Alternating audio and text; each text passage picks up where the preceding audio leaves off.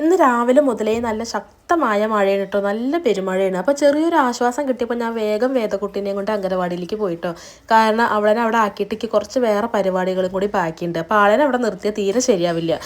ഈ വഴി കൂടെ ഒക്കെ അവൾക്ക് ഒറ്റയ്ക്ക് നടക്കണം പറഞ്ഞിട്ട് കുറേ വാശി പിടിച്ചിട്ടോ. പക്ഷേ ഈ മഴയത്ത് നല്ല വഴുക്കലുണ്ട്. അപ്പോൾ ഞാൻ തന്നെ 2-3 വട്ടം സ്ലിപ്പായി പോയി. അപ്പോൾ പിന്നെ കുറച്ചാണ്ട് കഴിഞ്ഞപ്പോൾ ഞാൻ അവളെ എടുത്ത് നടക്കുക ചെയ്തിട്ടോ. പിന്നെ അംഗനവാടിയിൽ എത്തിയപ്പോൾ 2-3 കുട്ടികളെ വന്നിട്ടുണ്ടായിരുന്നുള്ളൂ. പിന്നാലെ വരുന്നുണ്ട് കേട്ടോ കുട്ടികളൊക്കെ.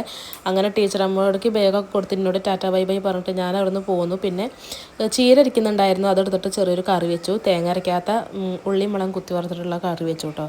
അധികം ചാറില്ലാത്ത കറി വെച്ചു. അത് കഴിഞ്ഞിട്ട് ദേവന് നാളെ ഡ്രഗ്സിൻ്റെ പോസ്റ്റ് പ്രദർശനം ഉണ്ട് കേട്ടോ, പ്ലക്കാർഡ് നിർമ്മിക്കാനുണ്ട്. അപ്പോൾ അതിൻ്റെ ഒരു പണിയിലാണ് കേട്ടോ. അതുകൊണ്ടാണ് ഏറെ ഞാൻ വേദക്കുട്ടീനെ അംഗനവാടിക്ക് തന്നെ വിടാൻ കാരണം. അപ്പോൾ ആ പണികളൊക്കെ കഴിഞ്ഞാൽ നമുക്ക് രാത്രി സ്വസ്ഥതയിൽ ഇരുന്നിട്ട് പഠിപ്പിക്കുക എന്തെങ്കിലുമൊക്കെ ഉണ്ടെങ്കിൽ ചെയ്യുക, അല്ലെങ്കിൽ ഇതൊരു തിരക്കായിട്ട് മാറും. പിന്നെ നാളേക്ക് ആകപ്പാടെ ബുദ്ധിമുട്ടാവും. അപ്പോൾ അതൊക്കെ കഴിഞ്ഞിട്ട് ഞാൻ സ്വസ്ഥമായിട്ട് ഇരുന്ന് ചോറുണ്ട് കേട്ടോ.